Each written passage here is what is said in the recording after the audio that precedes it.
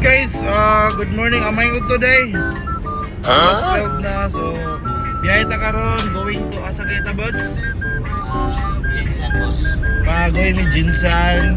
Mag-deliver nita karon sa tong item. Malito karon ng item, rice cooker.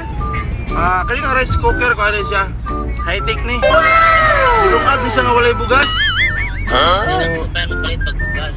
Automatic na. Wala itong item guys. So, pautang, bayad, bayad.